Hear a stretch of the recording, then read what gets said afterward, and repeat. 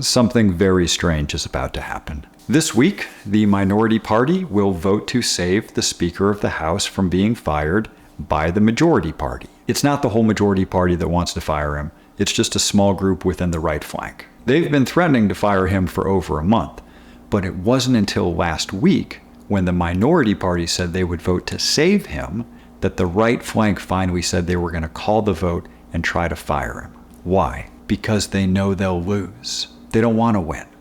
The idea is to look tough by calling the vote without having to deal with the political fallout that would come from firing the second speaker in 7 months. This whole thing is a media strategy. That's why they said they were going to call a vote to fire him and then delayed it for a week so they could get an extra week of media attention before their vote fails. And it's going to work like a charm. They're going to have every camera in the Capitol on them over the next few days. They get to bank a ton of media attention without having to take any real political risks.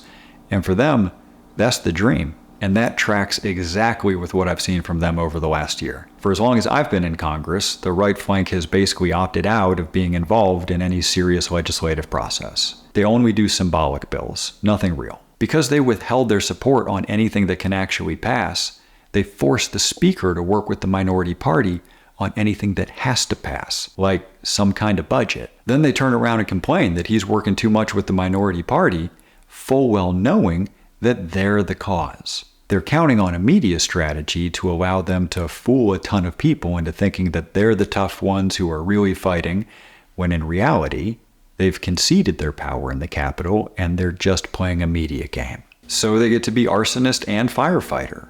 It's the ultimate bad faith position, but because of how fragmented our media ecosystem is and how much of it is just a bunch of echo chambers, they can get away with it over and over without their supporters ever seeing the game they're playing. Now we're in a situation where it's gotten so extreme that it's in the interest of the minority party to block them from firing the Speaker so they don't gain any more power. But they don't want power. They just want attention. And they're about to get a bunch of it. And I'll keep you posted.